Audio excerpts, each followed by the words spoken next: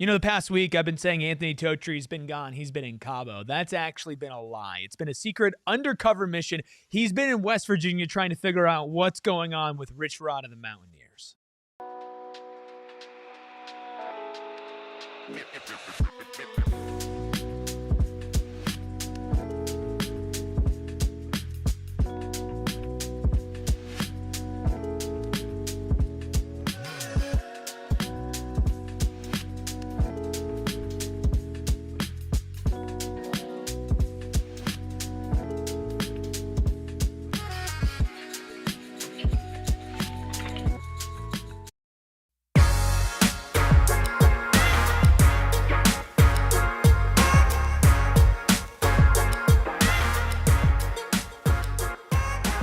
Happy Tuesday, and welcome into PHNX Sun Devils, of course, brought to you by Branded Bills. Head to brandedbills.com.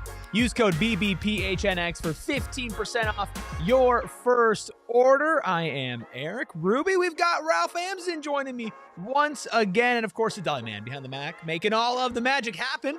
But none of the magic happens without all of you in chat. We got Lee Corso and McKay filing in early. Make sure you hit that like button. Make sure you hit the subscribe button. Become a member today as Arizona State prepares for their third to last game of the season, taking on a red-hot West Virginia team fresh off of 2 wins over Houston and over Colorado. Ralph, happy Tuesday. How you doing? Happy Tuesday. This is how I find out it's Tuesday. The day's What day did you think it was? I don't ever leave my house, and so everything just kind of runs together. And I stay on West Coast time, so I'm never asleep. So it's just all one very long Tuesday to me, unless there's a football game on. That's how I know that. That's kind of what I was going to ask. Is some days you just wake up and you're like, oh, there's football on. It's either Monday, Thursday, Saturday, or Sunday, depending on who's playing. Pretty much, yeah. That's life out here for sure. Well, life for Arizona State has been interesting as of late, as they are in their bye week or just ended that. They had a week off of practice. Now they gear up for a West Virginia team. Before we look at West Virginia specifically, is there anything that you feel like Arizona State, should be focusing on this week? I know they had basically practice off for the bye week, so they weren't exactly, drilling anything, but any glaring issues or problems that you saw with Jeff Sims out at quarterback out against Iowa State that you feel like for the final 3 weeks of the season they need to clean up? I had spent a lot of time thinking about whether 5 pass attempts in the second half was because the passing game stopped working, or because Arizona State was essentially trying to sit on the lead it had built. That's the thing that I'm very, very curious about, because Jeff Sims actually didn't do a very bad job throwing the ball in the first half of the game against Iowa State, and that was all but abandoned in the second half. And it's an Iowa State team that's obviously down to walk-ons at corner. And so that really made me wonder if there was something going on with Jeff Sims, or it was just, hey, we used everything that we had the time to install in the last week, or what it was. And I'm not really sure how you clean that up, but I am curious as to Arizona State's confidence level in Jeff Sims in a situation where he might have to do more than just run around and get beat up. Do you what would your ideal number of pass attempts be for Jeff Sims, on average for the final 3 games of the season? If he's averaging this amount of attempts per game, you think that that's a good balance? Anything over 25, we're probably in hell as fans. If I'm being honest, and not to make this, it's not specific to Arizona State. So you look at West Virginia, and they're on their 5th quarterback of the year, and they put in Scotty Fox Jr. 3 weeks ago, and they tried to throw 41 times with him, and it didn't work. And so they simplified the game plan 2 weeks ago, and they had him carry the ball 10 times and only throw it about 20, 22 times, and they won. And then last week, they upped that. They had him run the ball 17 times and only throw about 20, and they won. And so you don't want to be out there throwing too much. You don't want to be out there doing anything that's not completely necessary. But you do want your offense to be balanced. And at the end of that Iowa State game, I swear, man, Jeff Sims, they do some of those slow-mo, 1080p replays, 4K. Jeff Sims had his eyes closed, taking some of those hits in the backfield, just midair, just waiting to hit the ground, like already asleep. So, you do want to make sure that they don't send 8. Like there has to be some threat of a pass.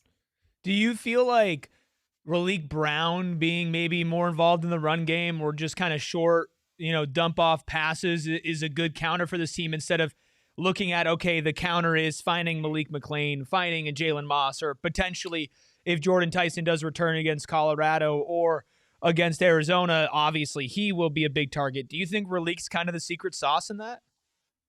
I think this is his week. I think this game's pretty much up to him.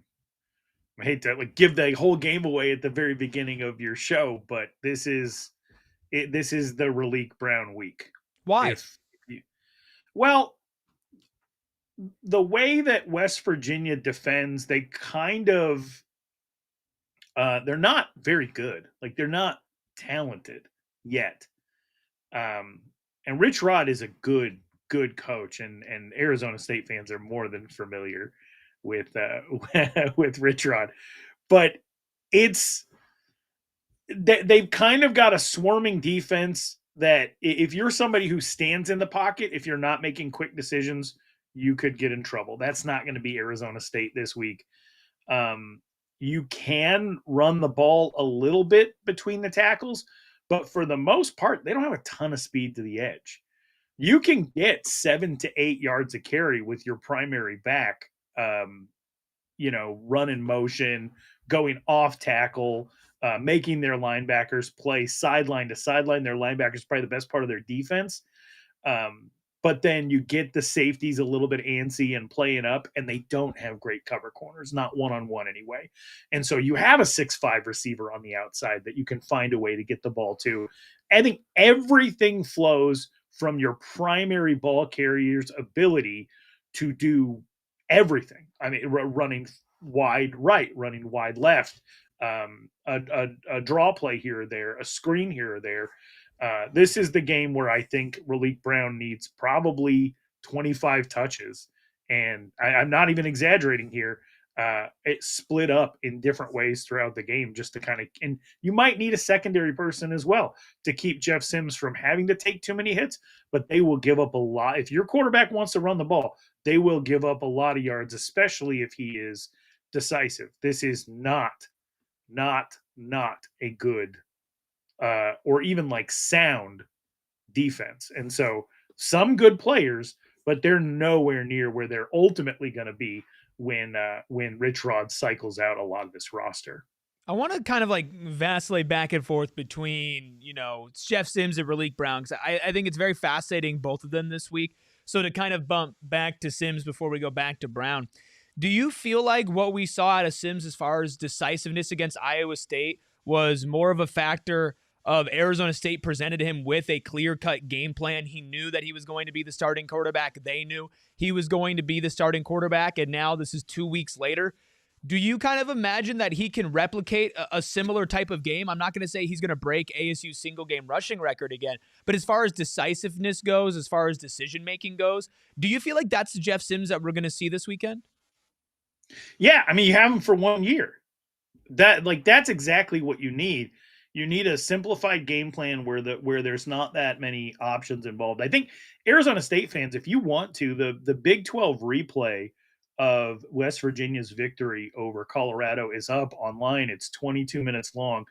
And the way that West Virginia is using Scotty Fox Jr. is pretty much the optimal way you'd want to see Jeff Sims used. Almost all of the passes thrown are immediate reads based on what the defense is showing. Now, Scotty Fox made a couple of bad decisions. He threw one where he was getting hit. It was a duck. Taufik Bayard picked it off. But, you want him not having that kind of slow wind up into throwing a slant. Like you want Jeff Sims having one or two decisions to make before running the ball. And you also want to be physically dominant enough that you don't have to worry about a lot of the disguising that West Virginia does. West Virginia has had a lot of success in the last couple of weeks, just really limiting what their quarterback has to expect or what he's going to do. It's one or two reads. It's throwing at the receiver in the process of their route, not holding the ball, more than 2.5 seconds. But they do a lot of end arounds, fake end arounds, a ton of play action, and they run the quarterback all over the place. I think Jeff Sims is better off, one read and go, just a kind of a traditional RPO. I don't love the whole Connor Weigman, use your formerly highly recruited quarterback as a hammer up the middle type deal, because it can be effective sometimes. But then if the other team gets a lead, what are you going to do? And, right. Georgia Tech runs that offense. We just saw them lose last week. Houston beat Arizona State doing that, but West Virginia got up on them, and Connor Weigman had to throw for, over 300 yards just to get them back in that game, and they still lost by double digits. So, you want to be in a situation where you go out, you try to score right away. Maybe, and Jeff Sims hadn't been afraid to throw that deep ball. Maybe you hit on one of those early, and then you can go back to, one read and run type stuff. But I loved the game plan that they had for him for Iowa State for the first 3 quarters.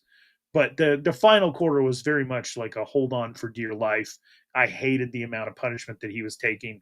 And I hope that he's had a good week of rest, because that was a lot. That was a lot to watch a quarterback go through. I mean, yeah, you see his jersey, it's just completely messed up. I think there are a couple of keys into what you said that I think are paramount, not just for this West Virginia game, but for the last 3 weeks of the season. Early starts. Start fast. That's something that this ASU team, in their most impressive victories this year, they got up early. They got up early against Iowa State. They got up early against Texas Tech. And, there are some games where they were really making you sweat. You fell down early to a TCU. You fell down early, to a Baylor. You fell down early to Houston. And that's eventually why you lost that game, was Houston just put up a lot of points at the beginning and you couldn't catch up. With Jeff Sims specifically, if you're able to get yourself in a position where you don't have to throw the ball to catch up, you don't have to have big chunk plays, you can just dominate the clock, hold on to the ball, run it for 4-5 yards maybe, and then a little play action, then run it again for 3, then run it again for 3, and just keep on chipping away. The teams that you're playing this weekend and over the next 2 weekends, you should be able to beat that way as long as your defense also holds steady. But if you let West Virginia get a little bit of momentum, if somehow Colorado finds a way to gain momentum at home, or if Arizona, which is certainly the best offense that Arizona State will be playing for the rest of the season, if they get a lot of momentum, then it becomes hard for you, given your current circumstance and given the current, personnel that you have to deploy, for you to go out there and to win. Can you? Sure. But it's a whole different story when Jeff Sims also is put in a situation where he knows he's got to score fast versus, okay, I could just do what's best for the team and best for me in most situations, which is let's run the football, let's make some quick decisions, and death by 1,000 cuts instead of one big gash. Also, one thing that I'm really looking for this weekend specifically was against Iowa State, and Iowa State's defensive line is not the strongest in conference. ASU's offensive line was remarkable in that game. They were the beef of the week, according to the Big 12. I thought that they played a really good game, probably their best game since Texas Tech. And if Arizona State wants to give Jeff Sims enough time to make decisions and enough time to run and maybe the ability to run, that offensive line is going to have a pretty big 3 weeks coming up here. Absolutely. And what's nice is the rest. This isn't the NBA. We don't have to have the rest versus rust debate. Rest is always good. You don't want to come out sluggish at home. Like I hope the fans are there to give them the boost they need early in the morning for this kickoff. But West Virginia is about to play their 5th straight game. Ooh. They are beat up. Rich Rod, coming into this season, went out and collected running backs like they were infinity stones, and it didn't matter. He still ran out. He came into the season with 5 options at quarterback. They're on number 5 right now.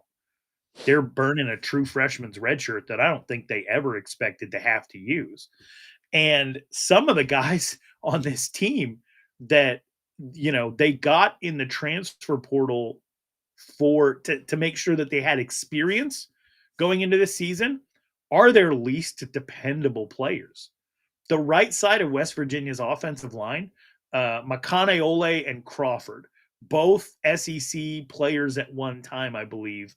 I think Makane is from LSU, and Crawford was actually right here with me in Charlotte, North Carolina. But before that, he was at Arkansas. They're not consistent. I don't want to say they're not good. Like they're not going to be turnstiles every single time. But the way that Arizona State attacks on the right side of West Virginia's offensive line is going to have a huge impact in this game.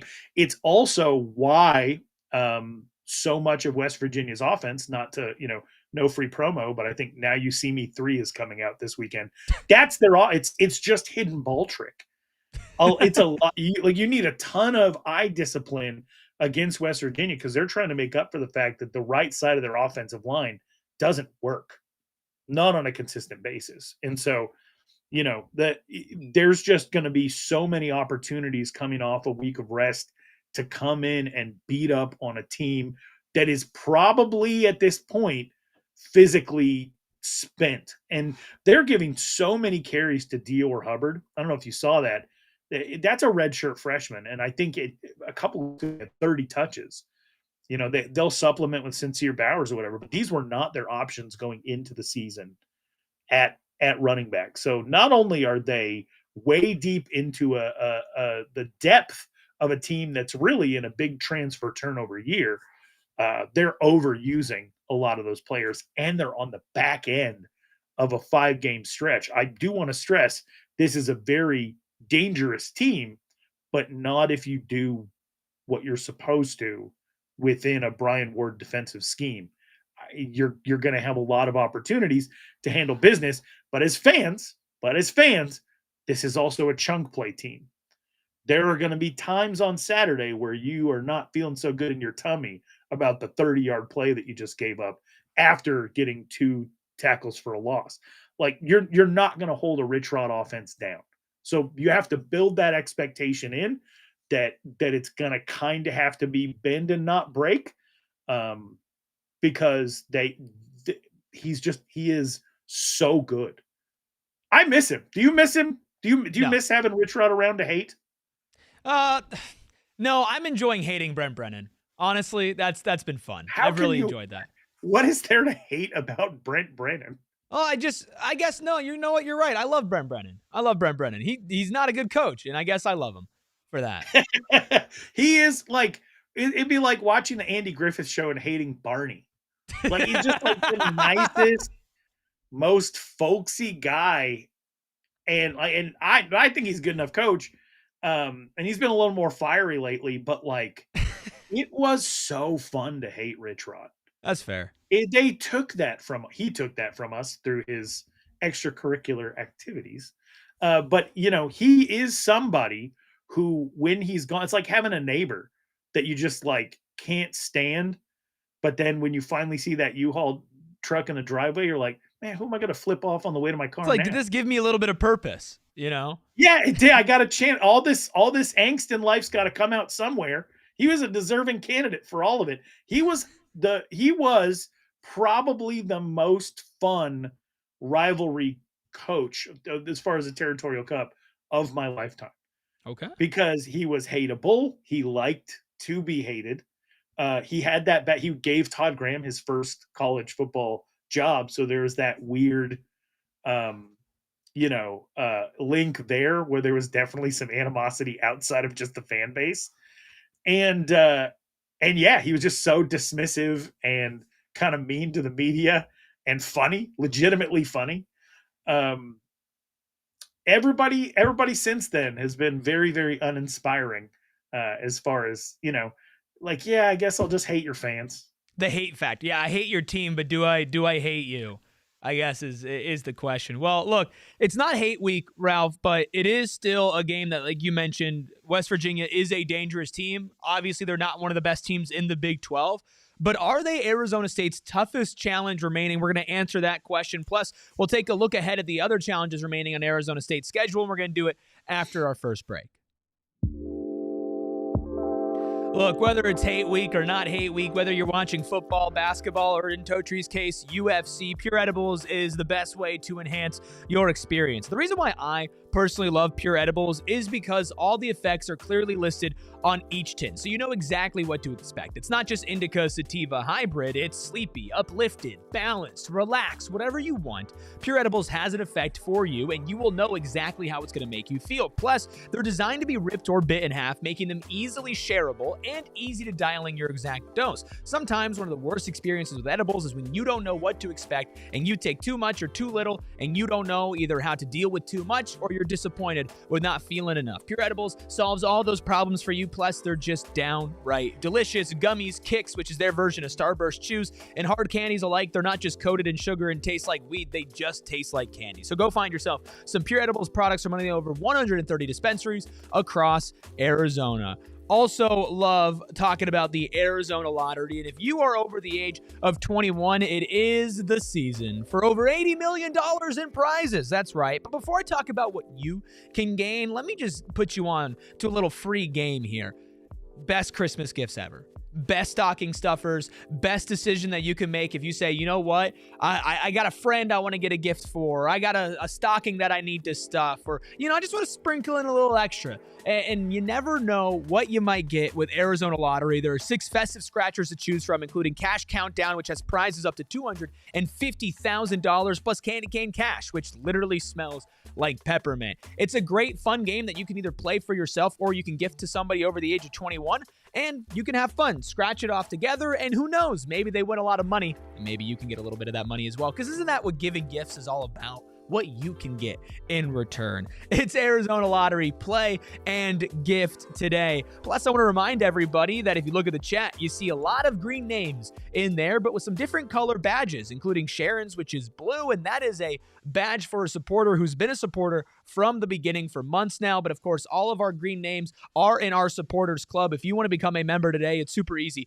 Hit that join button right next to the subscribe button, which should already be hit, so there shouldn't be a subscribe button there. And when you do that, you get access to exclusive content, plus you get access to exclusive emojis, including our Sims emoji that has been an absolute hit in the chat ever since Jeff Sims' record-breaking performance. So thank you all for joining us here, and of course, thank you all to our members. Ralph, West Virginia is a team that at one point was, in conversation for the worst team in conference. They had won 2 games in non-con. They beat Robert Morris, and then they beat Pitt, which was a pretty big game for them at home. But then they started off Big 12 play with 5 straight losses: Kansas, Utah, BYU, UCF, and TCU. And then it was 2 weeks ago that they took down number 22 Houston on the road, 45-35. Then they followed that up with a 7-point victory over a lowly Colorado team. They're 2-0 in their last 2 weeks, and they might be running on fumes as far as not having a bye week. But you are catching West Virginia playing their best football of the year so far. Absolutely. And, what's kind of cool about it, just as a football fan, is, 5th string quarterback, like 4th string running back. I think their leading receiver has 30 catches. And they still look functional offensively. How much time as an Arizona State fan have we been like, everything better be perfect, or else we might score 3 points today? They're not, it's a system.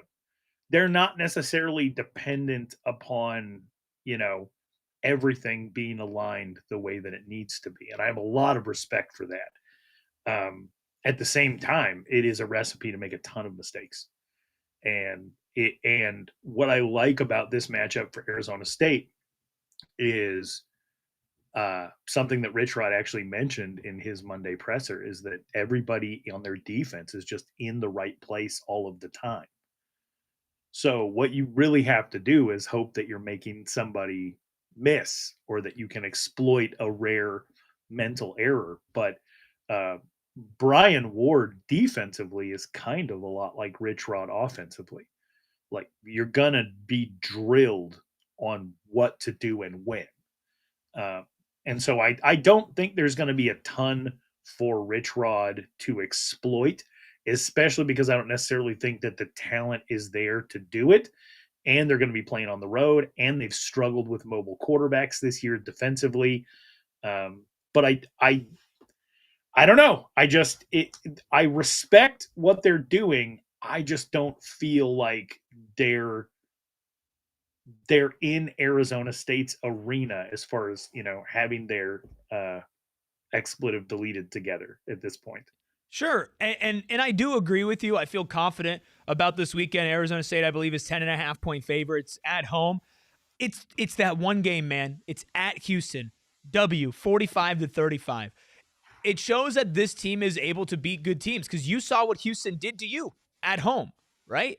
And I think there is a world where Arizona State is still a better team than Houston, and that game was more of an aberration and credit to Wigman and company finding a play that worked and then just drilling it over and over and over again, or like you said, using him as like a hammer. But you still hit a team that was hitting their high point of the season. Houston was playing their best football when West Virginia went at home and took them down. They were the 22 ranked team in the country. The next week against Colorado, there were certainly a lot of mistakes. Colorado has not been a good team in conference. Then they're obviously the team that Arizona State plays next weekend. And a 7-point victory over them at home is not nearly as convincing. But I can't stop looking at 45-35 and wondering to myself, if this is a West Virginia team that can get a little bit of momentum, they've proven that they can take down a good team and a team that beat Arizona State head-to-head on the same turf on the road. Yeah, they can capitalize on turnovers, and they're actually pretty good on special teams, and that should scare ASU fans if you're the type to get scared.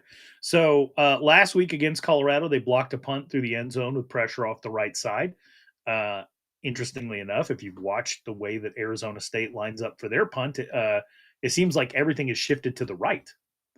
And so, it'll be interesting to see what adjustments Arizona State makes to make up for the fact that West Virginia has speed off the right edge on punt, which would be Arizona State's left. So do they need to adapt? Do they need to shift things over? How does Kenyon Floyd handle that pressure? That matters. And then obviously Jeff Sims turned the ball over 3 times in about 5 seconds in the middle of that Iowa State game. And that gets you a little bit concerned because just because they're not a talented defense doesn't mean they're not going to swipe at the ball. And so, yeah, you should have some concern based off that Houston result because it is like a transitive property, right? However, that they were +4 on turnovers and they were up 14-0 before Houston knew what hit them. Houston's not a team that can play from behind. They're just not, and so they forced Weigman into a situation where he had to air the ball out, and then at some point you get an 80-yard pick six, and that's curtains. Right?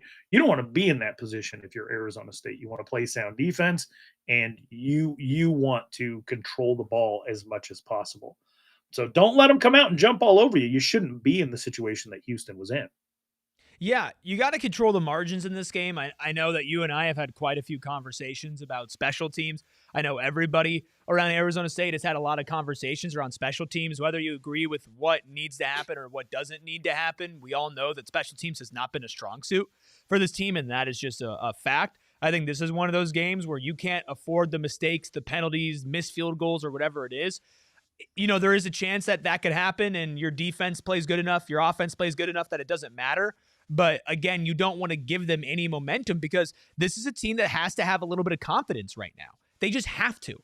You went and you lost 5 straight games, and then you responded to that with 2 straight wins, and one of those wins going up against one of the sneaky best teams in the conference in Houston, right? Again, the number 22nd ranked team in the country when you played them. And you found a way to get them off rhythm. You found a way to take them out of their game at home, coming off their biggest win of the season.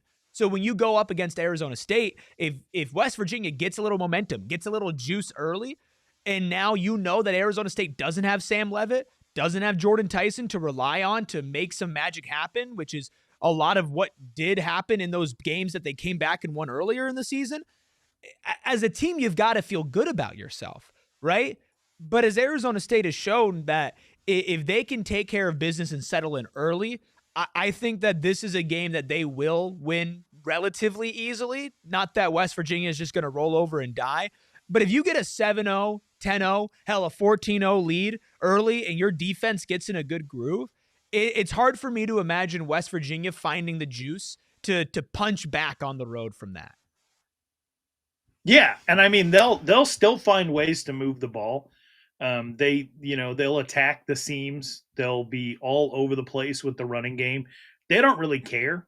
And this is probably the most dangerous thing about West Virginia against Arizona State. They don't really care if you get them 2 straight 3-and-outs, 2 yards a carry. They're going to come out on the third drive and they're going to try to run the ball again. They don't care at all. Eventually it's going to work. Eventually they believe that they're going to wear you down. I'm not accusing Rich Rod of anything here. I want to be very, very clear on that. But in a transition year, I mean, he is throwing everything he possibly can against the wall. He will use these players' bodies up to find a way to move that football. And you just have to stay disciplined the entire game because you never know where the ball is going to go. Fortunate for you, it is a true freshman quarterback is this going to be his first road start or no? He was at the game was at Houston. Yeah. And he was able to kind of manage that game. He only had 22 pass attempts in that game. Dior Hubbard touched the ball 35 times. So they got into a position where they were able to just run and run and run and run. I think the run pass split in this game was something like 50-22. So you just don't want to end up in a situation like that. But if it's and Houston, no shade to Houston, it's not what Tempe could be. If the fans show up, they could really make an impact in this game on that freshman quarterback. And Rich Rod said he's expecting it. He said there probably enough people left over. They're going to be calling him names from the stands. So I would. The fans got to understand they are absolutely part of this one. They are the fourth rail or third rail or whatever the expression is. You matter on Saturday morning. You matter a lot. Yeah, you matter a lot, especially for a team that, like, when you have Jeff Sims playing the way that he played against Iowa State, if he gets going and he feels like a crowd behind him, like if there is an eventual mistake, right? If there is a fumble, if there is an interception, even if it's not him and it's somebody else, if you already have momentum going and the crowd is making you feel good, like you're going to be able to brush that off a lot easier. And especially going to be able to brush that off a lot easier if you're already up double-digit points. I know you said that this is Raleek Brown's game. I think this is the defense's game, man. I think that this rush defense for Arizona State has been absolutely spectacular. Obviously, there's been some really, really great individual play in that secondary, specifically from Keith Abney and Boogie Wilson. They've just been absolutely incredible in their roles. Keith Abney may be the best at his position in conference. So if they can just suffocate West Virginia to the point that they do feel a little desperate and maybe they do feel like they need to throw the ball a little bit more and force that true freshman quarterback into making some mistakes, I feel pretty confident that this defense is going to be able to capitalize on a desperate offense trying to make something happen. I think what we saw them struggle with is an offense that didn't need to make things happen, was just trying to kill some clock and play with a lead against Houston when they couldn't stop the same play over and over again. Houston can't run that play if they're down 14 points, right? So I think this defense is good enough, and West Virginia is a worse team than Houston. I know they beat them, but they are a worse football team than Houston. I think if this defense comes out, doesn't let West Virginia get any momentum, doesn't let them feel safe, and maybe get that freshman quarterback just a little bit off schedule, a little bit uncomfortable, and force this Rich Rod offense to do creative things and to take shots downfield, I think early on in the game, that's almost just as important as getting 7 on the board. I 100% agree with you, and I disagree with Big AZ Craps Guru in the chat, but I do respect that you are the guru at taking craps. Pretty cool. It's so funny. This is now the second time Big AZ Craps Guru has shown up. The other time has been, I think it was in our Iowa State watch along, and it was just like, you guys are fanboys. And I was like, yeah, sure. Whatever you say, man. Fan, my friend. Might not be the best at taking craps, but we're fan men. Yes, thank you. Is West Virginia Arizona State's toughest challenge left this season, or is it Arizona? It's Arizona. Arizona's a better team than West Virginia. They're in year 2. They had their quarterback carry over. Having a 3-year starter, they have the ability to run the ball. There are probably, I would say that Spivey and Genesis Smith and who's that kid from Millennium that's been injury prone on Arizona's defense? The safety's been really good. All 3 of them would be the 3 best players on West Virginia's defense, and that's just those 3 guys, local guys from the state of Arizona, in fact. And so, talent-wise, it's Colorado. Not that matters because they've demoted their offensive coordinator. They are completely lost on defense. What they're, having Pat Shurmur run the team through the spring because of Deion Sanders' health issues, and then who knows what happened to their quarterback and his transition from what he was able to do at Liberty in Caden Salter versus now. But they finally moved to Juju Lewis, and by the time Arizona State plays him, I think he'll have been, if you get sacked 11 times or whatever it was against West Virginia, you can only be that much more confident going into your second start. So I think talent-wise, it's Colorado. Team-wise, it's Arizona. West Virginia is dangerous just because they're stubborn and they don't belong. Like they have absolutely nothing to lose. They lose a shot at a bowl game, so maybe that's some extra pressure. But they're at the end of 5 straight games. They've already played 10. They got to travel 3,000 miles for this game and play it at 9 a.m. their time with their 5th string quarterback. I think their top receiver was out last week in Rodney Gallagher. I don't even know if he's going to be healthy. And you're going against a team that knows that they have an outside shot at contending for another trip to the Big 12 championship. So, I think that it's a different circumstance for everybody. But I think the thing about West Virginia that makes them the most dangerous is they're stubborn and they really have nothing to lose here. They can play loose. They can. Yeah, I got more questions for you on that. We'll wrap up this conversation on West Virginia, Arizona State, and then look a little deeper into Colorado and Arizona as well. Ralph's joining PHNX Sun Devils, and we'll get to more after our final break.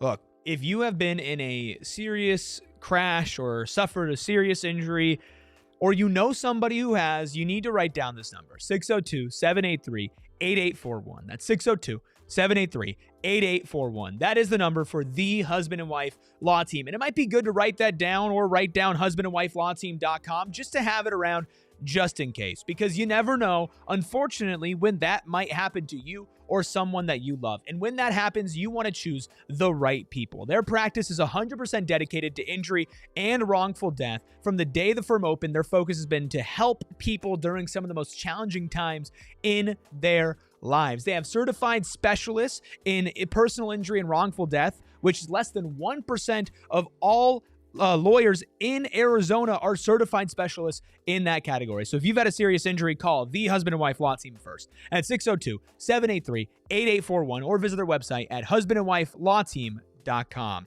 Also, love telling you about our friends over at Circle K. Circle K is my favorite part of the day because I can stop by there and I can get discounts on snacks. I can get meal deals, including my personal favorite right now, which is the $4 meal deal, which is a Circle K breakfast sandwich, a side of hash browns, and any flavor energy drink, coffee, or Polar Pop. I'm a big sucker for hash browns. It might be my favorite breakfast food, and the Circle K hash browns are just delicious. They also have a $5 meal deal, which is 2 slices of pizza and any 20-ounce soda or Polar Pop. And, of course, they have a $3 $3 meal deal, which is a hot dog or a chicken tornado, select chips, and of course a Polar Pop as well. But you can also save money on gas. You can save a bunch of money, whether it's the couple cents off per fill-up, every single fill-up, or it's a Circle K Inner Circle Fuel Day. Save up to 40 cents off per gallon. Join the Inner Circle for free by downloading the Circle K app today. Terms and conditions apply at participating locations. Visit CircleK.com for full details. Big shout out to everybody in the chat, including Big AZ Craps Guru, who said dice out.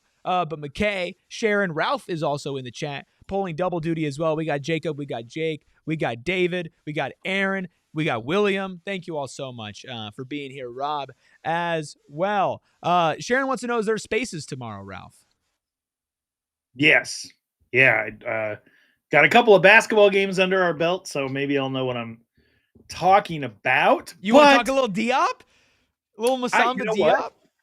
You know what? I think I talked about him on this show, and I think I talked about him in Spaces, that his international film was so hilarious.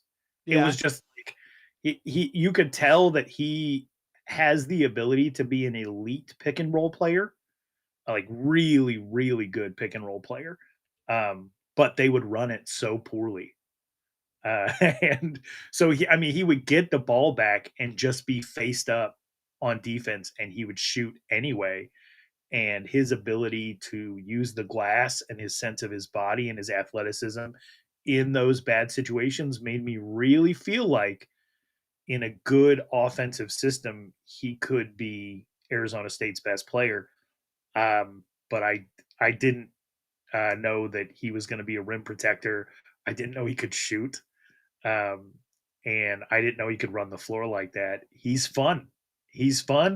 And the way the team communicates, at least early on in the season, is a breath of fresh air.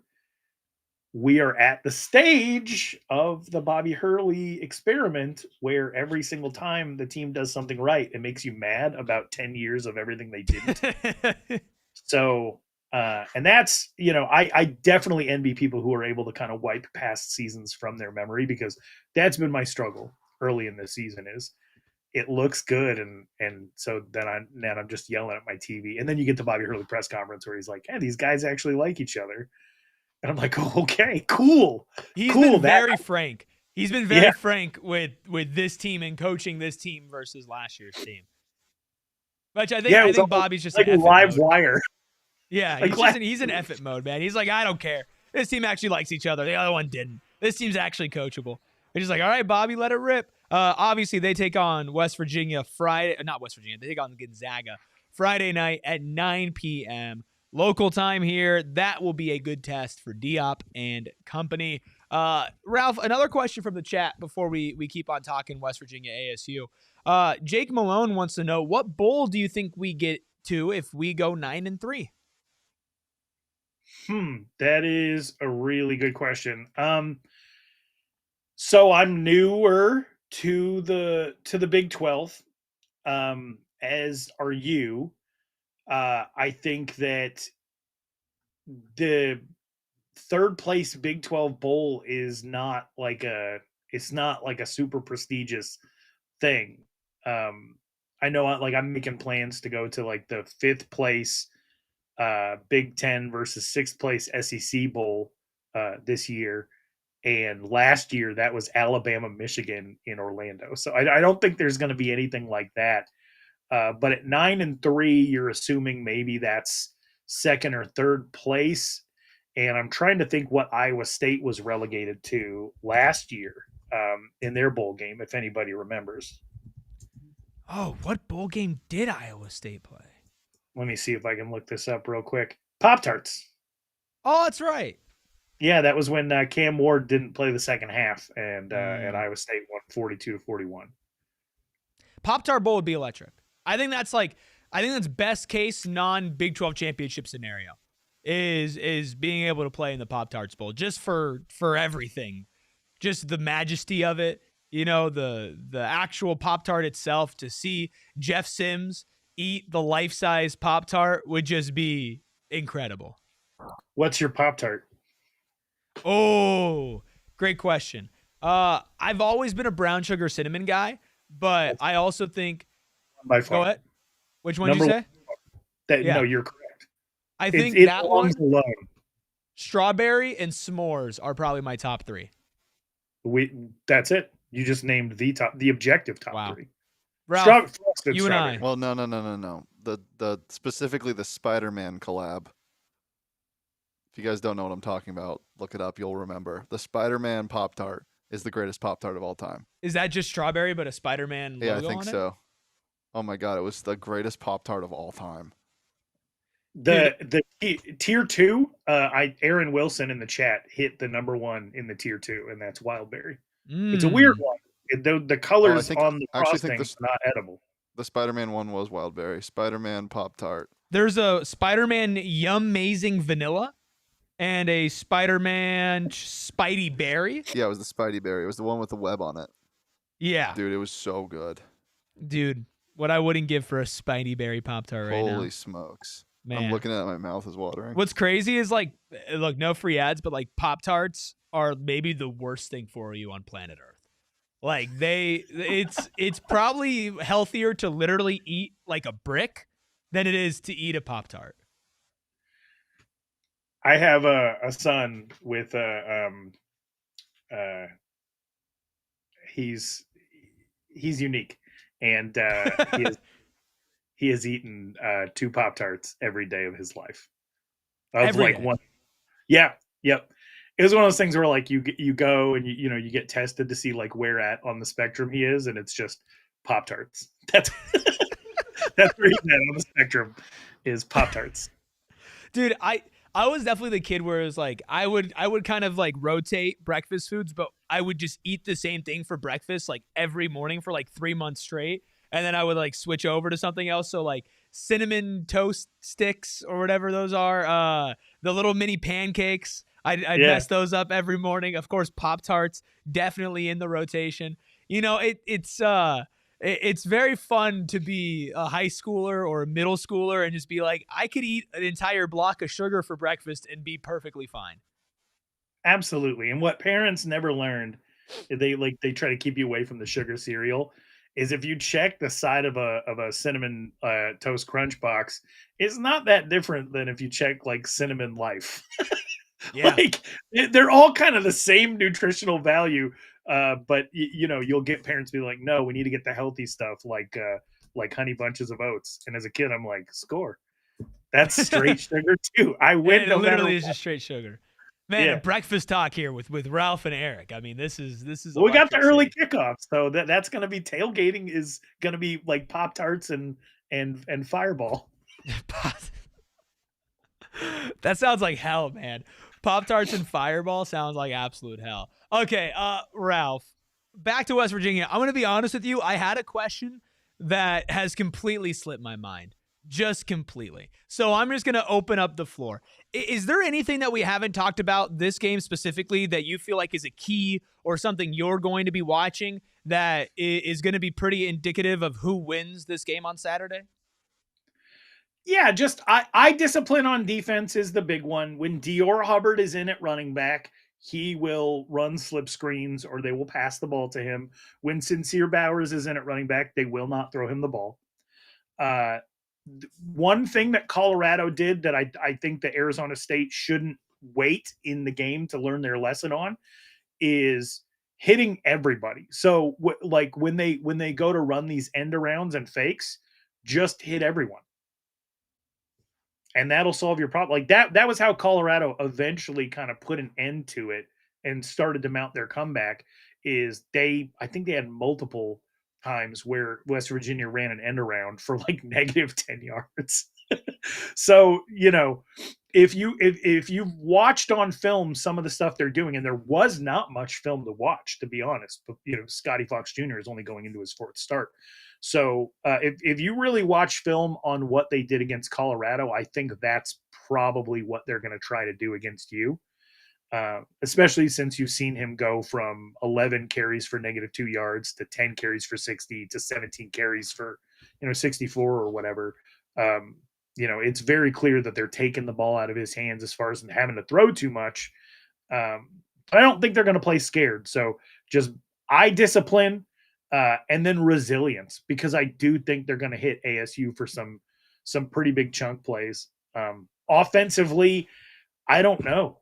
I honestly don't know, because this is you like I talked about, you watch West Virginia and everything could break and they're still going to run the same offense that they run. And with Arizona State, it's like, oh, well, one guy's down. What do we have to do to manufacture 3 points, in this quarter? So offensively, it really just comes down to make quick decisions. Don't hang out in the backfield too much, because Connor Weigman had over 100 yards rushing against Arizona State. Yep. Negative 27 at Colorado because they got down. Juju Lewis had like negative 1 billion yards because they were down and he had to hang out in the pocket. And they do a really good job of folding that pocket around you. And then you don't really have, you can't really make a decision on where to go. But if you can get a little separation between guard and center, there is room for your quarterback to run straight up the field. And we know Jeff Sims will do that.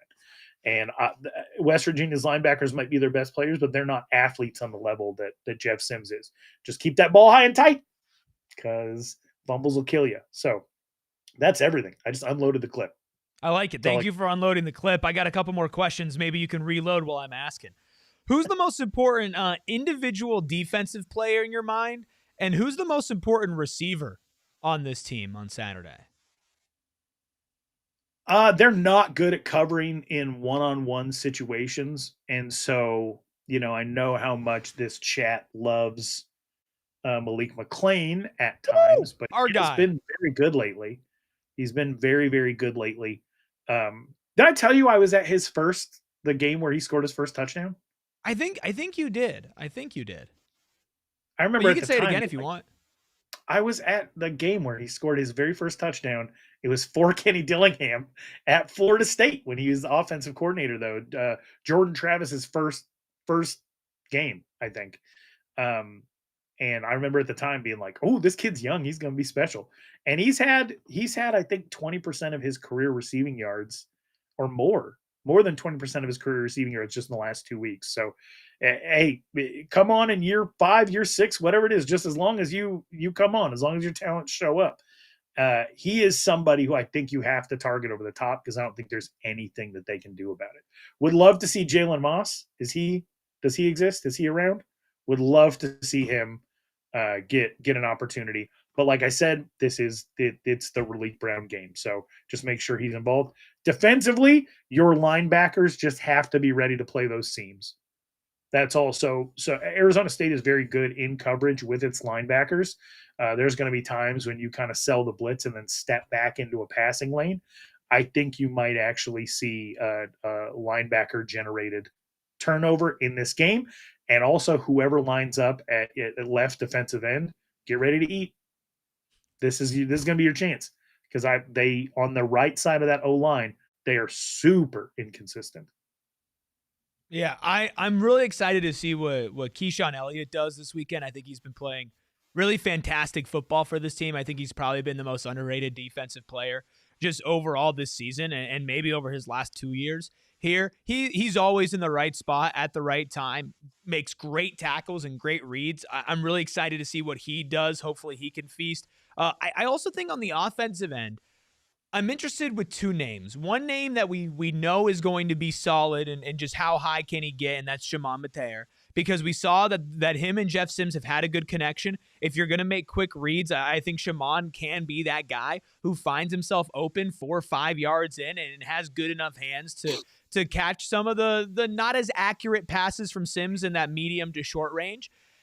And then beyond that, Jaron Hamilton didn't have a catch. I don't even know if he had a target against Iowa State. I barely even remember him being on the field at all.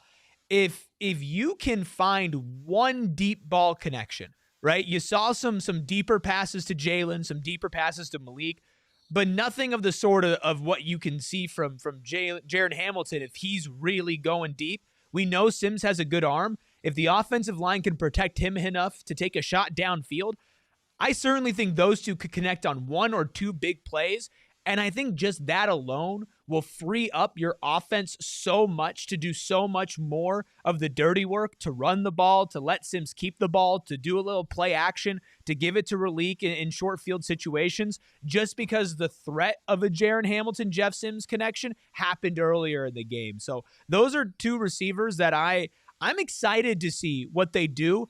I'm excited because I know what I'm going to get from Shaman, and maybe he could just continue to get his career high in receiving yards per game as the season goes on. And I have no idea what to expect out of Jaron Hamilton. Yeah, especially if you're taking the ball out of Jeff Sims' hands, right? Like they did in the second half against Iowa State. And, it's a lot harder to ask those questions after a win. But that's kind of what we've been left to think about for the last 2 weeks is, is there a plan to open things back up in the pass game, and can we do it if needed? I hope not needed. That's where my hope is right now. West Virginia is a team that gives up about 4 balls to a tight end per game. 3 to Colorado last week, 5 to that monster Tanner Koziol at Houston the week before. So Mateer is going to have opportunities to make some receptions in this game, and we'll see what he does with them. He's certainly been our best red zone option. If Arizona State loses on Saturday, it's because of what? Slow start. 100% because of a slow start. West Virginia is a completely different team playing from behind than it is as a front runner. Not using that in a derogatory term, but when they get out and they get a lead, Arizona State fans remember there was a year when Rich Rod did not throw the ball in the second half. I believe the end of the 2015 season. And just came out, ran the ball about 30 times in the second half. Rich Rod with a lead is an absolute menace. So a slow start would be the reason that Arizona State didn't get it done. And then last thing from me, Ralph, before we let you get out of here. Yesterday had Brad Denny on the program, and I asked for a jelly check, a gut check. I asked him, what is your gut, what do your jellies tell you about Arizona State potentially ending the season on a 3-0 run, technically a 4-0 run, beating Iowa State. 9-3. What do the Ralph jellies tell you? How likely is that happening? I'm at a 51% filled with jelly. Is that what you're? Okay, your jellies are telling you a 51% chance they end the season 3-0. Not that I'm 51% full of jelly. Okay. It's a lot of jelly. Yeah, it is a lot of jelly. That is too much jelly. I would say that I'm leaning that it's more likely than not. Barely, but more likely than not. So what game do they lose then? You think it's the Arizona game, since that scares you the most? Territorial Cup, yeah, because it's just not something where you get to depend on things going according to how they usually go. The only times when that game goes the way you think it's going to is when U of A is on the verge of getting rid of a coach. That's or if they're in the transition from having just gotten rid of a coach. Other than that, gosh, I remember sitting in the student section and I chanted 2 and 8. I wish I could remember what year this was, maybe 2007. I chanted 2 and 8 for an entire quarter at U of A to make fun of the season that they had coming in. And I think they beat the hell out of us at Sun Devil Stadium. Your chance didn't work, Ralph? No, I tried. But it just wasn't, it's just never what you expect. And, even in some of the years where Arizona State has been able to get a win in this game, it's been because of a material change during the game. You just never know. And so that one, on the merits of it being the Territorial Cup alone, it's hard for me to be like, I guarantee a win. But Colorado's in a free fall, and West Virginia is just not that talented, and they're at the end of a long run of playing pretty decent football for what it is they're bringing to the table. Everything's kind of against them at this point. ASU has to show up for this game. They have to play their best to win. I'm not saying that Arizona State can make mistakes and still win this game. They beat Houston. We didn't. So, but Arizona right now, from everything I see, and you had me on last week, and almost everything I said about the within the Big 12 that we talked about, almost everything that I said was going to happen happened outside of Iowa State, being fourth quarter heroes. So I've had the advantage of watching a ridiculous amount of football for what I do for George Reister and Unafraid Show. And I think that I'm trying to be objective. I think Arizona State's in a really good position to get back to 9-3, or to get to 9-3. No, I agree. I think that they are definitely in control. It's whether that control is good enough for them to do it, because we have seen there have been some games where they have come out and they haven't played their absolute best football. But Ralph, you've played your absolute best on the 2 times you've filled in for Totri over the last couple of shows. Just want to give a huge shout out to you for always answering the call when PHNX Sun Devils needs you. Obviously, if you are watching the show, you guys know who Ralph is, but if you don't, you got to check out the Unafraid Show with George Reister. That is fantastic college football content. And of course, Arizona Varsity as well. A lot of people in this chat are talking about, well, Kenny Dillingham needs to recruit in state and he needs to focus on local in-state recruiting. Well, guess what? You need to as well. And Arizona high school football has been on a massive upswing over the last decade plus. And I'd say, there have been only a few voices and a few names that have been consistent throughout all of it. And Ralph has been that guy. So make sure you follow him at Ralph Amsden. Also just a good dude, nice guy, certified, knows ball. I mean, can't get much better than that. Extraordinarily handsome. I mean, really just the whole package, Ralph. I don't know how you do it. Wow. Dude, if I knew how to take a compliment, I'd be so rich in spirit right now, but mostly I just feel uncomfortable. I love being here. I love being with you. I love talking ball, and I love the Arizona State Sun Devils. So thank you so much for having me.